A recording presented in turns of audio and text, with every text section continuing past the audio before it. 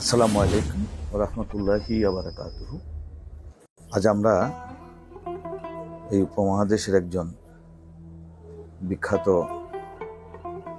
ওলি রাসূল পাক সাল্লাল্লাহু তাআলা আলাইহি ওয়াসাল্লামের বংশধর, দক্ষিণ আফ্রিকা, বার্মা সহ পৃথিবীর বিভিন্ন জায়গায় যিনি কলেমার দাওয়াত পৌঁছিয়ে দিয়েছেন এবং লক্ষ লক্ষ মানুষকে বিশুদ্ধ করেছেন, এমন একজন দ্বীনের প্রচারক আল্লামা সৈয়দ আহমদ শাহ সিরিকুটি রহমতুল্লাহ আলাইহি সম্পর্কে, বিশেষ করে তার বাংলাদেশে একটা গুরুত্বপূর্ণ অবদান চট্টগ্রাম জামিয়া আহমদিয়া সুন্নিয়া আলিয়া সম্পর্কে আমরা কিছু আলোকপাত করব। তিনি ভারত উপমহাদেশের উত্তর পশ্চিম সীমান্ত প্রদেশ দরবারে শ্রীকোট শেতালু শরীফে তার জন্মগ্রহণ হয়েছিল 1856-57 সালের দিকে, মতান্তরে 1852 সাল। তিনি কোরআনে হাফেজ ছিলেন। 1297 হিজরি শাবান মাস অর্থাৎ 1880 খ্রিস্টাব্দে তিনি দস্তারে ফজিলত লাভ করে মুমতাজুল মুহাদ্দিসিন হিসেবে প্রাতিষ্ঠানিক শিক্ষার সমাপ্তি করেন এবং ইসলাম প্রচারের জন্য তিনি একই সাথে ব্যবসা বাণিজ্য হিসেবে উনি দক্ষিণ আফ্রিকায় চলে যান। বহু বছর দক্ষিণ আফ্রিকায় থাকেন, সেখানে ইসলাম প্রচার করেন, বহু মানুষকে মুসলমান বানিয়েছেন। সেখানে দক্ষিণ আফ্রিকার প্রথম জামে মসজিদ যাকে বলা হচ্ছে কেপটাউনে, সেই মসজিদটা নিজের খরচে তিনি নির্মাণ করেন। এরপরে তার পীরের নির্দেশে তিনি রেঙ্গুনে যান। 1920 সাল থেকে 1941 সালের ডিসেম্বর পর্যন্ত তিনি রেঙ্গুনে ছিলেন, বাঙালি সুন্নি জামে মসজিদের খতিবের দায়িত্ব পালন করেন। তার পীর খাজা চৌরবি 1924 সালের 5 জুলাই ইন্তেকাল করেন। তার আগেই তাকে 30 পারা দরুদ শরীফ গ্রন্থ, যেটা খাজা আব্দুর রহমান চৌরবি রহমতুল্লাহ আলাইহির এলমুল উদুনির এক নিদর্শন, সেই 30 খণ্ড বিশিষ্ট মজমুয়ে সালাত রসুল ছাপানোর দায়িত্ব দেন এবং তাকে লিখিত খেলাফত দেন। 1925 সালে তিনি তার পীরের সমস্ত কার্যক্রমকে, সিলসিলার কার্যক্রম এবং দ্বীনি মিশনটাকে এগিয়ে নেওয়ার জন্য একটা সংগঠন চালু করেন রেঙ্গুনে। 15 ফেব্রুয়ারি 1925 সাল, যার নাম দেয়া হয় আঞ্জুমানে শুরায়ে রহমানিয়া, তার পীর খাজা আব্দুর রহমান চৌরবি রহমতুল্লাহ আলাইহির নামে। এবং সিরিকুটি রহমতুল্লাহ আলাইহি 1941 ডিসেম্বরে রেঙ্গুন ত্যাগ করেন এবং তার মুরিদদেরকেও রেঙ্গুন ছাড়ার জন্য তিনি উঠে পড়ে লাগেন এবং এখানে বোমা পড়বে এই ভবিষ্যৎবাণী করেন এবং নিজের তত্ত্বাবধানেই সবাইকে রেঙ্গুন ছেড়ে নিজ নিজ দেশে চলে যাওয়ার জন্য তিনি ব্যবস্থা করেন। এবং দেখা যায় 23 ডিসেম্বর 1941 সালে রেঙ্গুনের পতন হয়ে যায় জাপানের বোমা বর্ষণের কারণে। রেঙ্গুন ইতিহাসটাই পাল্টে যায়। এরপরেই শ্রীকুটি রহমতুল্লাহ আলাইহি 1942 সাল থেকে 1958 সাল পর্যন্ত বাংলাদেশের তশরিফানের, বিশেষ করে চট্টগ্রামে বসেই তার এই কাজ আঞ্জাম দিতেন। ঢাকাতেও তিনি যেতেন, বাংলাদেশের বিভিন্ন জেলাতেও তিনি গেছেন। বিশেষ করে চট্টগ্রামে কোহিনূর ইলেকট্রিক প্রেসের দোতলায় দ্বিতীয় বিশ্বযুদ্ধের পর অর্থাৎ 1942 সালের পরের সময়ে, বিশেষ করে 1944-45 সাল থেকে কোহিনূর ইলেকট্রিক প্রেসে তিনি অবস্থান করতে থাকেন এবং 58 সাল পর্যন্ত শেষ সফর ওখান থেকে হয়। 1935 সাল থেকে হুজুর কেবলার চট্টগ্রামে আসা যাওয়া করতেন, যাত্রা বিরতি করতেন, একেবারে চলে আসেন 42 সালে। সেই 35 সাল থেকে যখন আসা যাওয়া করেন, 1937 সালের 29 আগস্ট শুরায়ে রহমানিয়া চট্টগ্রামের প্রথম শাখা স্থাপিত হয়। আর 42 সালের পর তো সেই শুরায়ে রহমানিয়া চট্টগ্রাম থেকে পরিপূর্ণভাবে এটা কেন্দ্রীয় অফিস হিসেবে এখান থেকে পরিচালিত হতো এবং এই শুরায়ে রহমানিয়া খাজা আব্দুর রহমান চৌরবি রহমতুল্লাহ আলাইহি প্রতিষ্ঠিত মাদ্রাসা রহমানিয়া পরিচালনা করত এবং সেখানকার অনেক বড় উন্নতি সাধন শিক্ষকদের বেতন দেওয়া থেকে শুরু করে দোতলা বিল্ডিং করা পর্যন্ত এগুলো সব বিশেষ করে চট্টগ্রামের ভাইদের অনুদানে রহমানিয়া মাদ্রাসার বিশাল খেদমত আঞ্জাম দেওয়া হয়। যা হোক, এখানে চট্টগ্রামে আসার পর আমরা একথা জানি যে হুজুর শ্রীকুটি রহমতুল্লাহ আলাই এখানে সিলসিলার তরিকতের খেদমত করতে করতে কোন এক পর্যায়ে 1949 সালের ডিসেম্বরে অথবা 50 সালের ডিসেম্বরে বাঁশখালীতে একটা মাহফিলে তিনি গিয়েছিলেন। মাহফিলের সেই জায়গাটা হচ্ছে পুঁইসুরি গ্রাম, শেখারকিল ইউনিয়ন। কিন্তু হুজুর কেবলা ছিলেন পুঁইসুরি গ্রামে, আর শেখারকিল গ্রামে গিয়ে মাহফিল করেছিলেন। পুঁইসুরি গ্রামে ছিলেন মৌলানা এজার আহমদ সাহেব হুজুরের যে খলিফা, ওনার বাড়িতে।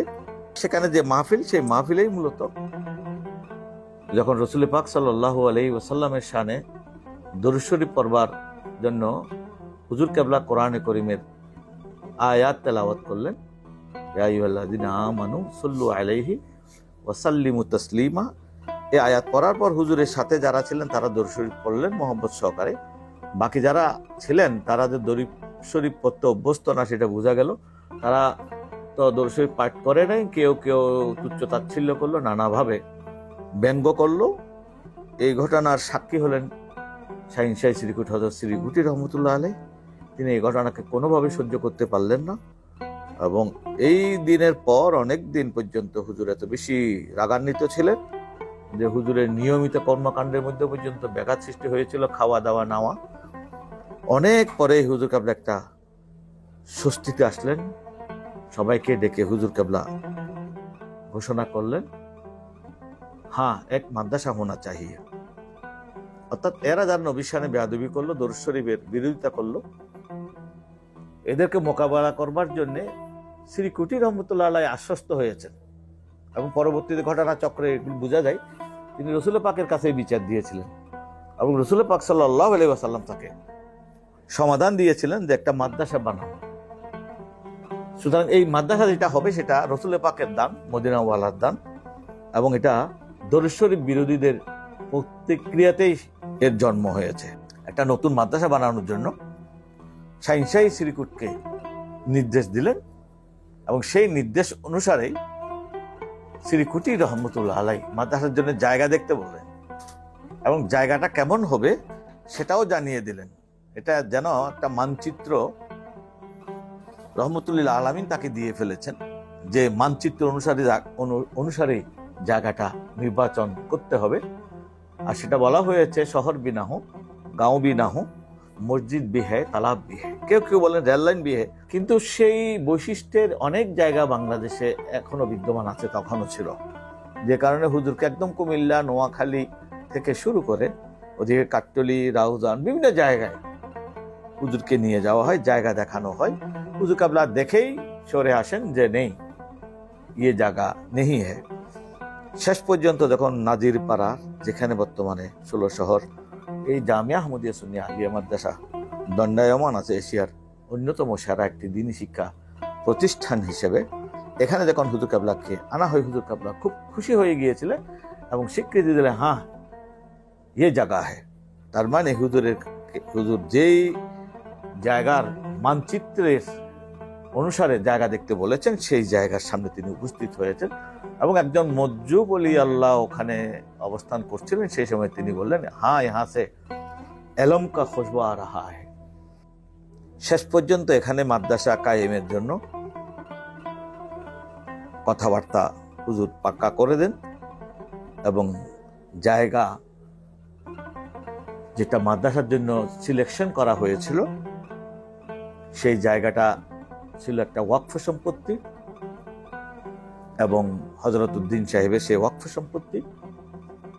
যেহেতু ওয়াকফ সম্পত্তি ওয়াকফ প্রশাসনের অনুমতি ছাড়া কিছু করবার সুযোগ ছিল না, তাই সমপরিমাণ জায়গা ওয়াকফ প্রশাসনকে কিনে দিয়ে বদল করে এই জায়গা নতুন মাদ্রাসা বানানোর জন্য নির্ধারণ করা হয়।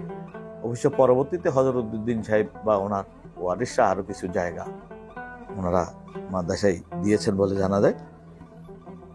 যাই হোক, এই জায়গাতেই মাদ্রাসা কায়েমের সিদ্ধান্ত গ্রহণ করা হয় এবং দেখা যাচ্ছে যে মাদ্রাসা বানানোর জন্য আগে একটি আঞ্জুমান বানানো হয়, অর্থাৎ মাদ্রাসা যারা বানাবে তাদের জন্য একটা সংগঠন করা হয় আগে, তারপরে মাদ্রাসার নাম নির্ধারণ করা হয়, তারপরে কাজ শুরু হয়, পর্যায়ক্রমে কাজগুলো হচ্ছে।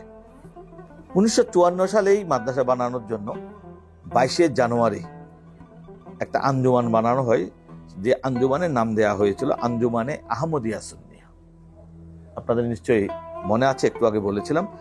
এর আগে যে আঞ্জুমান ছিল 25 সাল থেকে, সেটা ছিল আঞ্জুমানে শুরায়ে রহমানিয়া, যেটা 37 সালে বাংলাদেশে তার প্রথম শাখা চট্টগ্রামে হয়। এখন আরেকটা আঞ্জুমান বানানো হয় নতুন মাদ্রাসা বানানোর জন্য, যার নাম দেওয়া হয়েছে আঞ্জুমানে আহমদিয়া সুন্নিয়া। সেটা করা হয়েছে 22 জানুয়ারি 1954 সালে।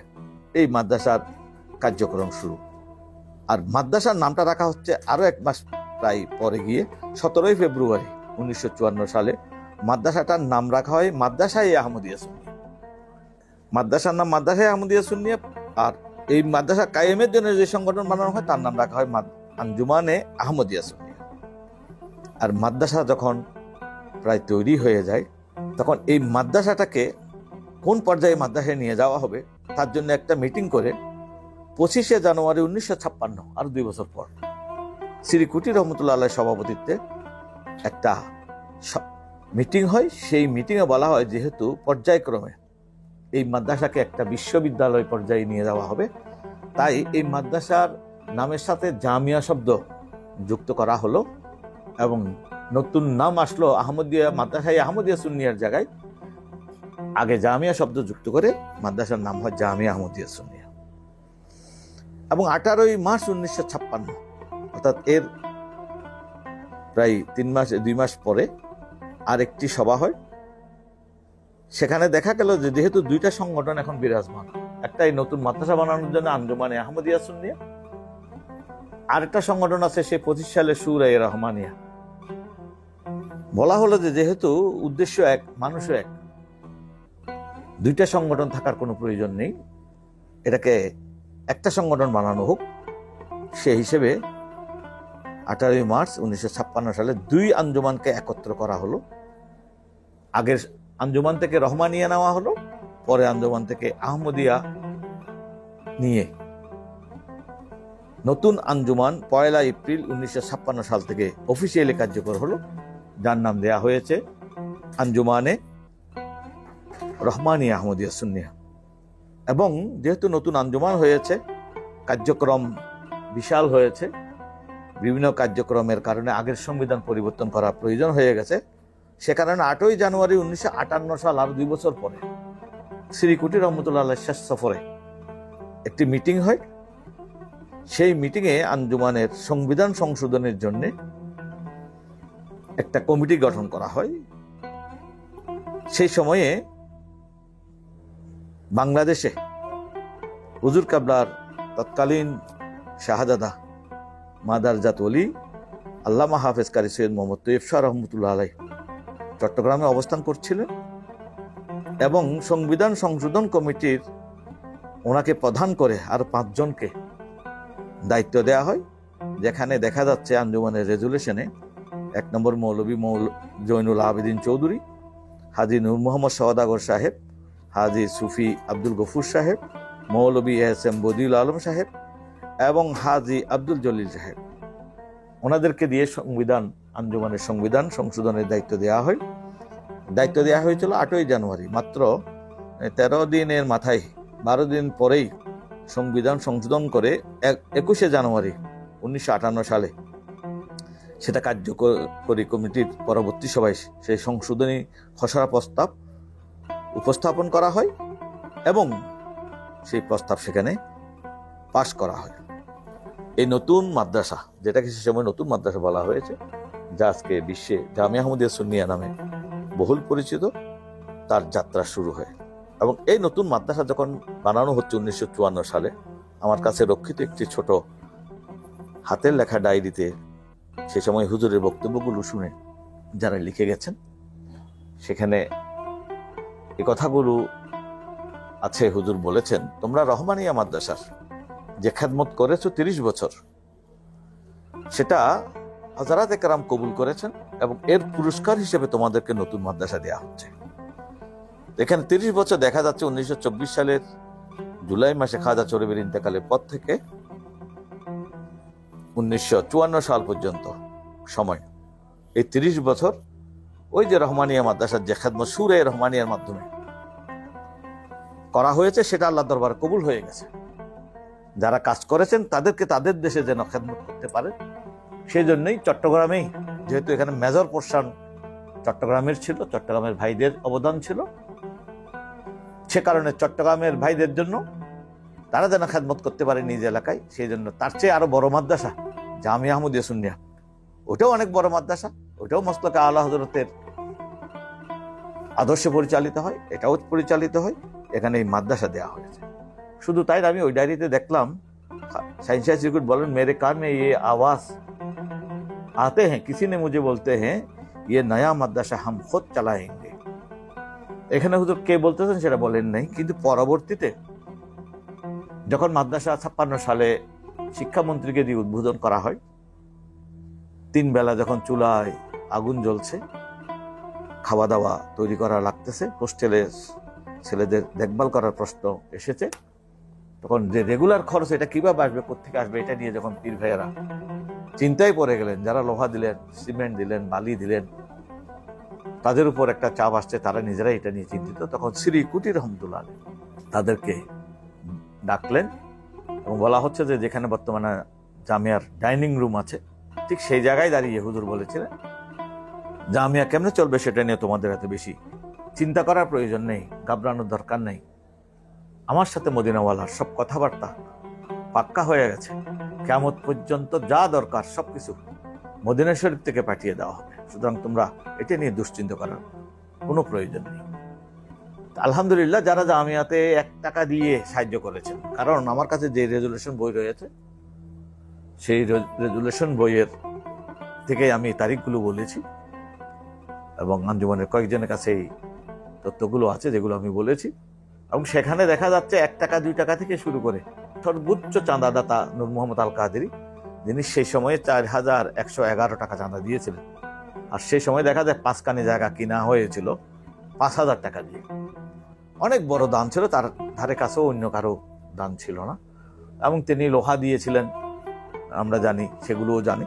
তো এইভাবে যারা, এখানে নাম বললে আসলে নাম বলে আমরা শেষ করতে পারবো না, 1 নম্বরে শ্রী কুটি রহমতুল্লাহ নাম রয়েছে চাঁদাদাতার মধ্যে, এইভাবে শুরু করে বহু শত শত ভাইয়ের নাম উল্লেখ রয়েছে, যারা সবাই এই মাদ্রাসার জন্য শুধু টাকা দেন নাই, নিয়মিত এর খেদমত করেছেন। এবং হুজুর কেবলা বলেছেন, তোমরা 30 বছর যে রহমানি মাদ্রাসা খেদমত করেছো, তার পুরস্কার এই নয়া মাদ্রাসা। এখন যদি এই নয়া মাদ্রাসার তোমরা ঠিক মতো খেদমত করতে পারো, হুজুর কেবলার কথাটা আজকে এইটা বলতে হয় যে হুজুর কি বুঝিয়েছেন সেটা হুজুর জানেন। হুজুর বললেন ইসকি বাত হুকুমত দিয়া যায়গা। হুকুমত মানে তো তৈয়ব শাহ হুজুর কেবলা বলেছে, মেরে বাচ্চা মাহাদি আল ইসলাম কা ফৌজ বনেগা, দজ্জাল কি সাথ জিহাদ করেগা। এবং সাইন্সিয়া চিরিকুটের কিছু ভবিষ্যৎবাণী দ্বারা বোঝা যায় এই সিলসিলা মূলত ইমাম মাহাদি আল ইসলামের ফৌজের সাথে মিলিত হবে যখন সমগ্র বিশ্বের হুকুমতে আহলে সুন্নাত ওয়াল জামাতের হাতে চলে আসবে, ইসলামের হাতে চলে আসবে। এবং হুজুরের আরো অনেক ভবিষ্যৎবাণী আছে যেগুলো আমাদের এখন বলার সময় হয়নি, বলার প্রয়োজন নেই। 1952 সালে 24শে ফেব্রুয়ারি শ্রী কুটি রহমতুল্লাহ আলাইহ লালদিঘির মাঠে জমিয়তুল উলামায়ে পাকিস্তানের এক জনসভা হয়েছিল, সেখানে তিনি সভাপতির ভাষণ দিয়েছিলেন। সেখানেও সারা পৃথিবীর বিশাল পরিবর্তনের বিষয়ে তিনি অনেক কথা বলেছিলেন, যেটা খুতবায়ে সাদারাত নামে একটি কিতাবে সংরক্ষিত আছে। যা হোক, হযরত শ্রী কুটি রহমতুল্লাহ আলাইহ এক মহাজীবনের নাম। তার অসংখ্য কারামতের মধ্যে একটা দণ্ডায়মান জ্বলন্ত কারামতের নাম হচ্ছে চট্টগ্রামের জামিয়া আহমদিয়া সুন্নিয়া আলিয়া, যেটাকে সবাই বাতিলরাও স্বীকার করে এটা আমাদের সুন্নি জামাতের লোকজনের ক্যান্টনমেন্ট। তারা আমাদেরকে যেভাবেই আখ্যায়িত করুক, আর সুন্নিরাও মনে করে এটা আহলে সুন্নাত ওয়াল জামাতের একটা কেন্দ্রীয় প্রতিষ্ঠান। আজ সারা বাংলাদেশে, এমনকি বাংলাদেশের বাইরে আহলে সুন্নাত ওয়াল জামাতের যে কর্মকাণ্ড চলছে সেখানে যদি তালাশ করা হয় কারা চালাচ্ছে এই কর্মকাণ্ড, দেখা যাবে সেখানে এই জামিয়া আহমদিয়া সুন্নিয়ার কেউ না কেউ থাকার কারণে সেখানে আহলে সুন্নাত ওয়াল জামাতের কর্মকাণ্ড চলছে। আমার মনে পড়ে গেছে জামিয়া আহমদিয়া সুন্নিয়াতে কি কি পড়ানো হবে এই সম্পর্কে হুজুর কাবলা বলতে গিয়ে, এখানে অন্যান্য দ্বীনি ইলম তো থাকবেই।